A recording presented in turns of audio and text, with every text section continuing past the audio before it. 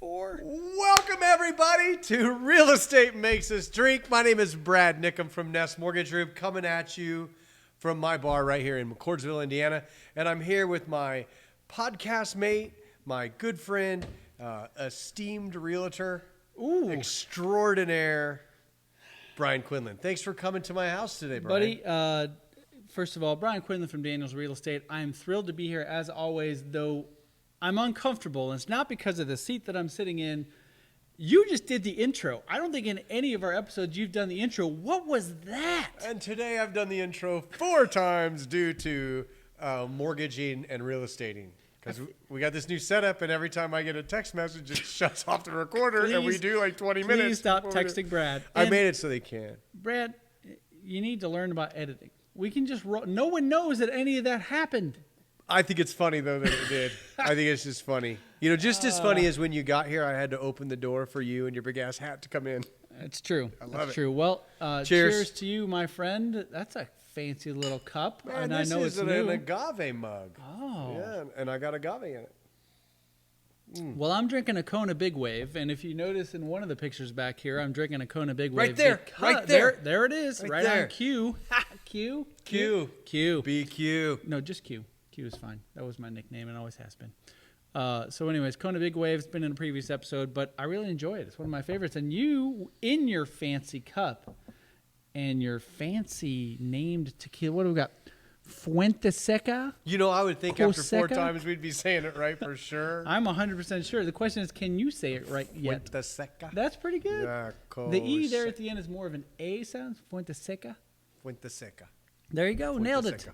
Only took you 4 times. Yeah, four times. 4 times. One of my favorite tequilas ever. It's a very special tequila. It's made at NOM 1146. It comes in a fancy box. Look at this fancy box. It's got padding. What is this material? What do we call the padding Call here? that straw. I don't Just know. straw? Grass? I don't know. But it is really cool. Like, didn't you say you were taking it out of the cask when you pulled that out? No, I said the bottle itself, the baby isn't that pretty, but the womb it came out of was nice. There you go. There you go. I thought like earlier when you were actually taking the bottle, you said uncasking it? Yeah, I was uncasking. Okay. I thought it was a nice unboxing All right. that we should have put on film. Maybe we had 4 chances. had We 4 didn't do chances. it. I'm just making sure that red light down there is on. Do you see All right. it? I do. It's I do. muy importante. All right. Muy importante. Great tequila. It's made at NOM 1146. It was only made from special agaves in the state of Michigan. Not Michigan. That's one of the 50 states. No, that's Michigan. Michigan. Huh. Yeah. Can I see that? Where does it say that on the bottle? I don't know You that can't see it, does. can you? It's on my phone. Can we get zoom on this so you can see it? Or bigger? No, just like zoom in on your glass. You got some Are you meta not- glasses? So can you not name very many states of Mexico? Tenochtitlan. I don't know about that one. Is Cancun its own state? No, Cancun is in Quintana Roo. How about Cabo? Oh, that's right, it is. Cabo I is should have in- known that. I've been Cabo to is in Cancun. Los Cabos. Los Cabos? Is it Los Cabos or Las Cabos? Los Cabos. Okay, I'll say it correctly. That's half of the Baja. There's another half that Tijuana's in. Oh, okay. Yeah, I could not name So the you states. couldn't know Sonora, Sinaloa, Durango, Not a car. Oaxaca, Oaxaca. I like the sound of that one. Veracruz, Guerrero. Baseball player, Guerrero. What? Guerrero? You know what's in Guerrero? What's that? Acapulco. Oh, all right. Do you know what's in Jalisco? Guadalajara and Puerto Vallarta. And the city of These Tequila. are places that you'd go on the Love Boat.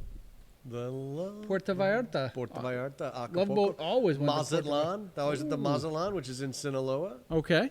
Yeah, beautiful city in Sinaloa called Culiacan. You know a lot about Mexico. I love Mexico. Yeah, but I love tequila too. So this is a very good tequila. It's only made in 2018 off of a special plant. And did you taste it? I did. And, you know, on the last episode, I tasted another one. And, well, this one isn't as citrusy smelling. Yep.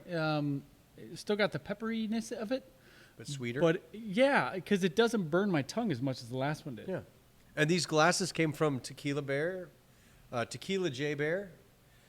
He is a a blogger and Oh. social content guy and a motivational speaker. Cool. And does a lot of tequila stuff. So I like Tequila J Bear, and I thought I'll drink his glasses on my podcast, and maybe one day we'll get him up here all the way from Bloomington, Indiana.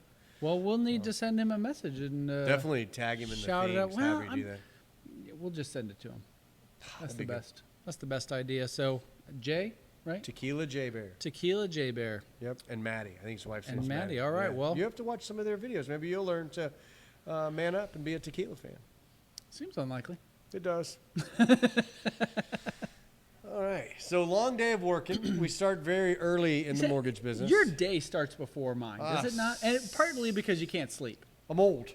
So I I am don't in. know. Is it old age? Do you get up because you got to pee and then you just go back to bed? 'Cause No. that's old age. No, that's weird. So I have my ritual in the morning is probably not that about a 55-year-old. Because that's how old I am. I'm 55. I've heard that before, yes. So I wake up to no alarm. I just, Am I allowed to pour this in the tequila? if you want to ruin fantastic tequila, yeah. See, now you're just guilty. No, go me into ahead. not Go doing ahead. it. No, Now, do it. There's like Do it. not, hardly any left. You want me to It's pour fine. more in there? Go on with I'll your have to day. get you another one to pour something. Go on with your day. So I get up and with no alarm, I grab my phone and I check my emails as I walk down the stairs. Okay, time out. You say with no alarm, meaning you get up when you get up, No, or I'm your awake. body always gets up at the same time? Between 6:15 and 6:30. Really? Sometimes 5. You're like a rooster. Continue. And then I walk straight down the stairs with my phone checking my emails. And I walk out here to the bar and I walk right there to the refrigerator and I pull out a Red Bull. Oh, okay. I open my Red Bull and then go to the bathroom. That is more details than anyone here needs to know. And then I go to my desk. Okay. And I sit down at my desk and I go through my emails, my text messages, because for some reason I get text messages overnight, like I'm running a mortgage 7-Eleven. By the way, banking hours end at some point. Overnight is not going to get it any better. It's amazing how I wake up with, I had a question at like 3 a.m. And I They answer, want to be I the first answer them person right in away. your inbox, I answer right? them right away. Okay, well maybe that's the plan. They want to be first in your inbox. Yeah, I park it at my desk and I go through my social media that I'm going to post and I get all my emails straightened up. I get all my loan files turned in that morning. And from then I turn into usually what I commonly call a phone jockey. Because if my phone isn't ringing, I make calls to make it ring. Okay, so let me back up here. So you said social media, and you for I'll say 2024, and definitely in the last month, 2 months, your Facebook has grown a lot. Like I've noticed a lot more Facebooks, but you've been very consistent with it, which is a key to helping. Yeah. So how do you decide like when you put your posts out there? So I have two kind of pieces to that. So I have the Mortgage Brad Nickham Facebook page, and I utilize a system called List Reports, and that's where I find what I'm going to post on there. And I kind of start those posts at whatever time my morning is, and then post something like every hour. Usually they're what you called, I think, static posts. Right? Yeah, It's a yeah. picture. So static is just a picture; it's not moving. Yeah, so picture and information. Okay. Because there's a lot of news things that come out that I think is important for everybody to kind of understand a little bit, but a lot for my agents. For realtors need to understand, that these different news happenings affect interest rates, mortgage rates, the housing market. So I try to post those things. And I can post pretty much a full day of every, hour. I put something out there. And like when you say per hour, you weren't specific. It's kind of what I'm going after. So when you say per hour, you're doing it like 9 o'clock, 10 o'clock. Like how do you decide that? I really don't, because whatever time I'm doing it, my system will choose like an hour or 2 hours later. So if I'm From doing whatever it, that minute yeah. is. So if it's like 6:52, it's going to come out at 8:52. Okay, which I was going to suggest as an idea, because a lot of people, when they do their scheduling of posts, will say, I'm going to schedule this at 9 o'clock and another one at 10 o'clock or whatever. And so many people get inundated like on the hour or on the 5 minutes or 30 minutes. Sure. And your message just gets lost with everything else that hits someone's feed. So if you like almost randomly choose, and it almost is like you're doing that anyways. Yeah. Randomly choose a time and make it weird. Yeah, I'm not going to ever now change it to noon. No, absolutely I'm going to change not. it to noon 27. Exactly, Yeah, because that makes perfect sense. Yeah, it's not like someone is just sitting down at their phone at exactly 10 o'clock. And Right. some people do; they have a break at a particular hour or whatever. But that's rare. Sure. And so you just never know when you're going to catch someone, but you're more likely to catch someone if you're not hitting it on the 5 or something that ends in a 5 or a 0. Sure. Now, on my personal site, those are really very organic. You know, when I may, like, so I may be watching a boring television show, drinking, let's say, tequila in the evening time, and I'm scrolling reels. Is it ever not tequila? Yes, sometimes it's tequila and squirt. Okay. So I may be scrolling reels, and I find one that I like, and I learned how to download other people's reels. That's Ooh, really you tricky. are fancy tech. That's really tricky. So then I just throw those in a big old download folder on my phone. Great idea. Then when I get to my desk, I flop those onto my phone or into my computer, import them into my pictures. And then now it's more of a random thing of, I haven't posted anything in a while, and I'll pick one out that I like. Yeah. Or like the other day when I had the crazy dream thing. Right. I made that in the morning and posted it at an odd time. And the nickels. The nickels. The nickels thing. That, I don't know. I don't even know where that came from. No, that was still a good one though. I think so. Yeah. But like my friend Matt Braun. Hey, Hi, Matt. He thought it was stupid. Does Matt watch the show? I doubt it. He doesn't. Come on, he doesn't have Matt. time for. He's probably watching something far more intellectual. Please. He likes who tennis. does watch though? Fred. Fred. Although I think Fred hung up on the last episode when I said something that I probably shouldn't have. So. We won't bring that back up. Have you ever met Hello, Fred in person? I believe you have. so. Yeah, a couple times. Yeah. Yeah, Fred's awesome. I think we should have Fred on the show sometime. What does Fred do for a living?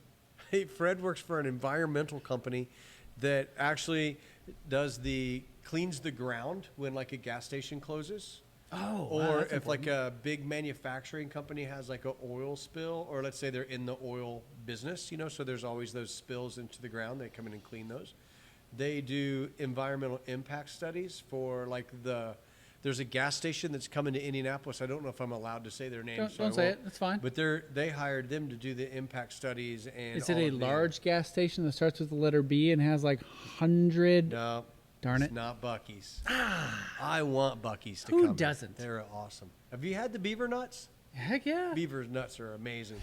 No, this is another big Just got really weird. brand moving into Okay. town, and Cool. they hired Freddie to go in, and they're going to make sure that all of the dirt's right. I Well, guess. I'm gonna say I think Fred would be valuable. That's a real estate topic. and I'll tell you, he's freaking funny and awesome. Oh, super good. So, Fred, yeah. you're coming on the show. Make a comment, Fred. We'll put you on. Last episode, we said who was coming up on future episodes. Fred's Fred. a future episode. Going to be Yeah, a future I think that's episode. a good one. I think that's great. You wanted to open that squirt a few minutes ago. Can I make you a drink where you can use that squirt? No. Damn. I've got the beer. I've got tequila. I'm fine. Is there any left? Yes. Oh, I thought you finished No, it. I'm sipping that baby, and then Okay. I'm gonna drink It's the rest pretty of good the though, beer. isn't it? It's fine. It is good. Just coming around to the flavors a little bit, aren't you? It's not. I'm not detesting it. That's what I was hoping for. I Yeah. wanted you to just kind of like it. This could be the worst production quality of any video we do because I disagree. Why do you The say- sound's gonna be way better than some of the previous ones we've had. No, but I'm saying this could be the worst of the future. Of future. Well, yeah. Okay. because if I got the Powerball numbers right Okay. last Monday on Eclipse Day, and whatever CERN is, it didn't happen. CERN, CERN. Something like that. Yeah, that's their big computer thing. Yeah, it's going to ruin the world. And then as long as Well, honestly, if some of the conspiracy theories you talked about on the last episode, if any of their theories are true, we're not even here, no one sees No this one's watched episode this. anyways. 'Cause If you're watching, well- congratulations, we made it. all the people that didn't get raptured up might be watching it. Well, you might be here. Yeah, but you're gone. I'm headed up, baby. So, but if I did win, and it isn't the end of the world, Martin Scorsese is going to be right over there. I look forward to meeting Marty. How much do you think that'd cost to hire Martin Scorsese to come to my barn and be our director? Tens of dollars. Tens of dollars.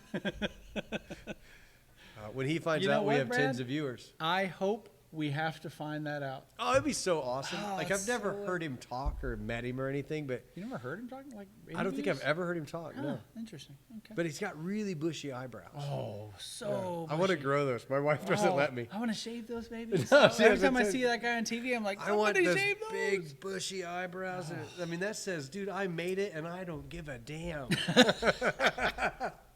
That's Marty Scorsese. I would like to have him in here, you know, whatever he does as a director. Okay. And I think we'd have like a 70s chill vibe. Now, one of the things though is, like, he's the director, but is he in charge of the production afterwards of it? I would believe that he's got the call on all of it. Could I mean we're paying him, so he's I gonna do. show I up. would never think that Marty's gone to a movie and went, huh. Do you agree? Those words have never come out of his mouth at a premiere. Huh.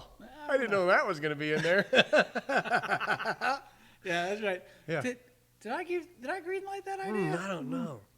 Greenlights. I like Greenlights. Do you? Don't look around. So do you know what I'm talking about when you say Greenlights? Do you know what I'm referring to? Not at all. Oh wait, yeah, racing. Nope. No Then race no. on this one. Then I got nothing. You're not a big reader, are you? No.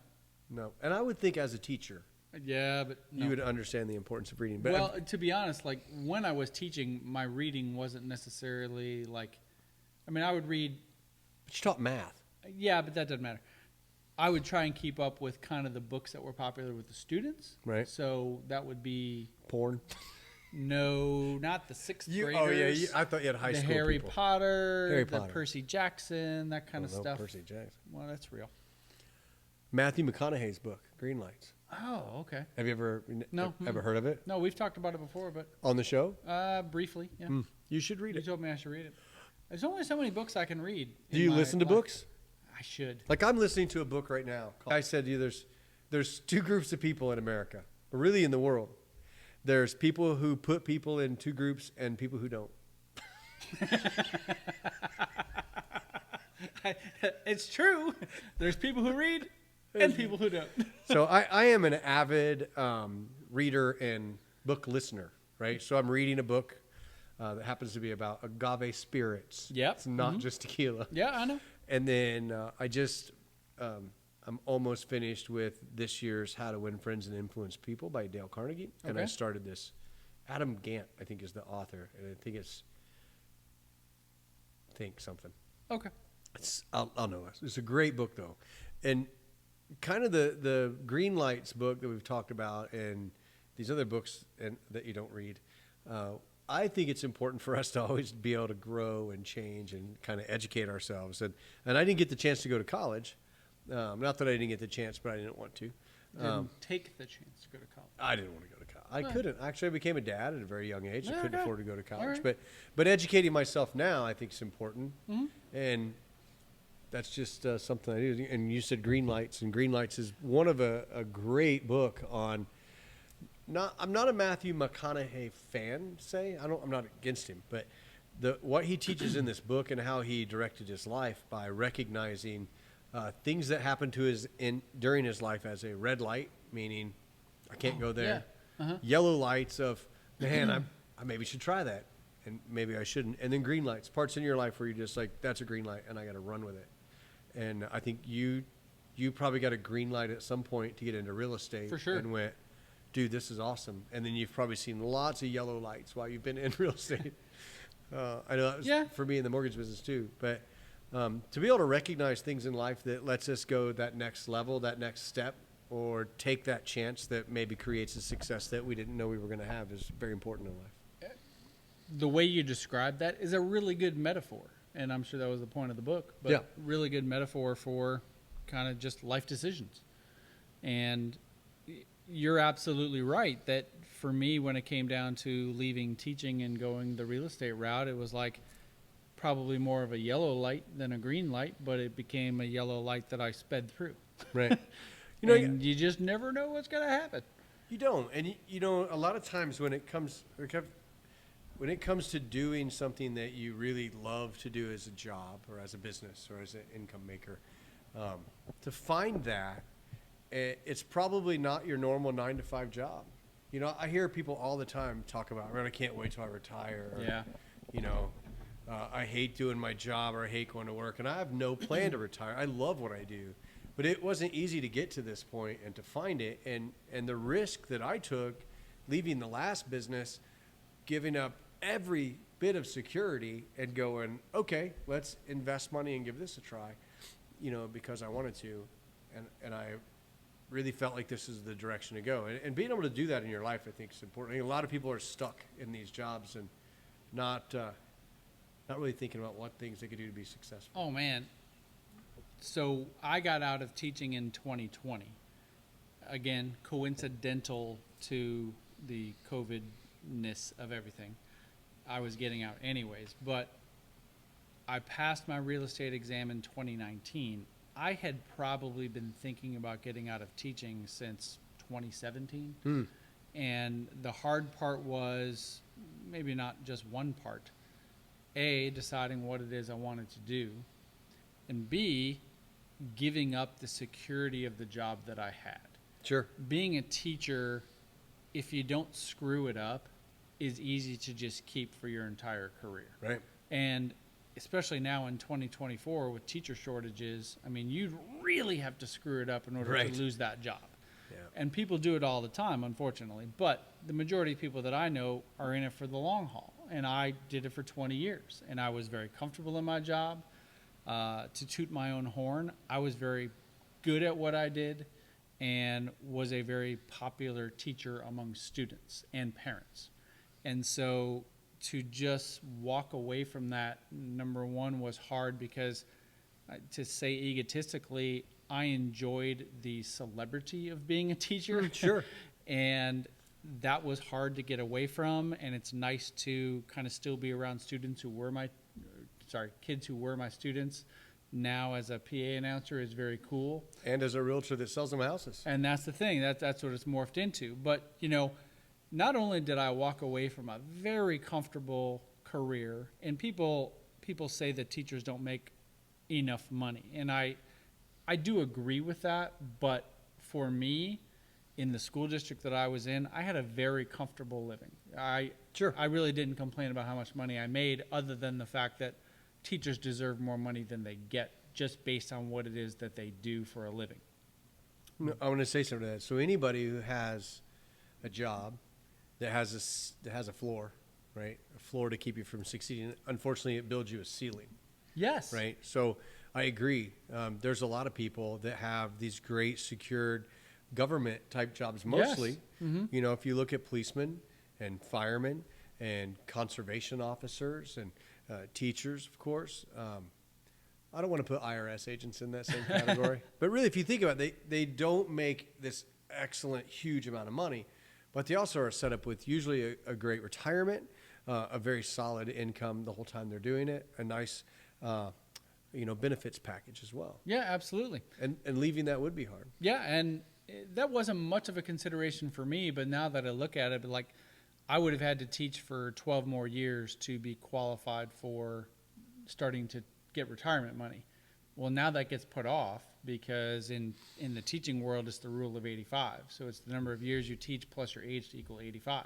Mm-hmm. And when you give up teaching, that stops, you're going to be 85. Essentially like doubling every year, right?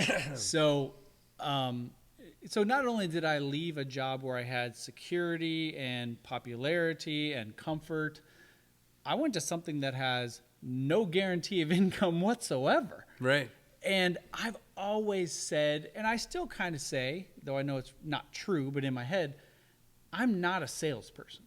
And I've never considered myself a salesperson. Okay, why? What's wrong with being a salesperson? I don't want to say that there's anything wrong with it. It's just I've never looked at me as being somebody to convince someone to make a decision to purchase something. Okay, so, but you have stood in the front of a classroom. Yep. And persuaded your students to learn and understand what you were teaching them and to do their homework and to turn it in and to do what they needed to do to pass your class. Yes, I guess I've made that attempt. No. But no, there'd be... That is similar that to is real sales. estate, though.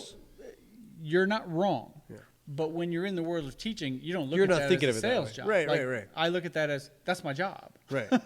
And so, to think that I was going to move into something where I was now going to have to talk to people about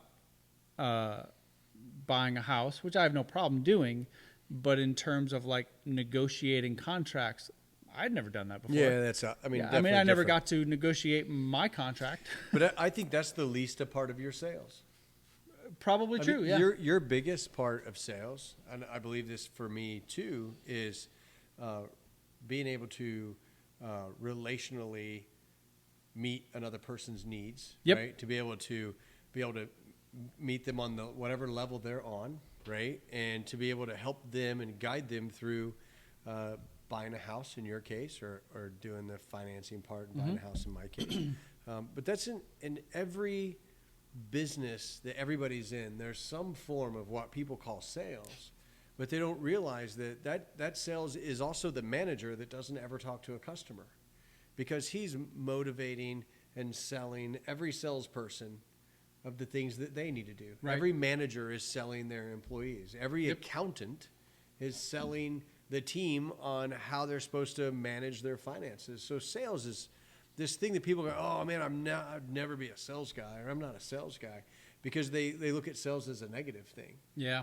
And I've been a sales guy my whole life. I mean, as a kid, my dad would tell me to get the wood stacked up at the side of the house, and I would have all of the neighborhood kids there stacking that wood, and I came up with some idea or something fun to get them to stack the wood, right? So I've been in sales my whole life, and understanding that sales is not a negative thing. Sales is a great thing, because I look at it, in what I do is that if I only focus on what I want, if I'm just a sales guy out there trying to get what I want, I never end up with what I want. I learned it through my career. It never worked out. But if I figured out how to put other people's needs first and just be of service to other people and help them get what they want, I inevitably get what I want. Yep. Helping realtors create a successful business, helping clients, buy that house.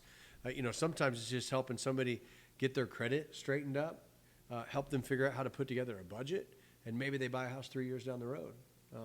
I say it all the time. I spend more time on the phone with people who can't qualify than what I do with people who can. And that, all that you said right there is, one of the big reasons that we work well together. One of the reasons that when I get a client who needs a lender, I'm sending them your way. I'm going to choose a lender that is going to teach their clients about what they need to do, whether it's to improve their credit or save more money, maybe both. Right. And not just going to say, oh yeah, let's get you pre-approved. This is your rate. Yeah, exactly. And back to kind of where you started with that, I think of it sort of as a mindset thing. When I was a teacher, I didn't consider myself a salesperson because I did not work in the world of sales. Sure. Nothing I did dealt with money or making deals or negotiating contracts. It was students show up, you teach them the material, and they go home, and that's that. It wasn't.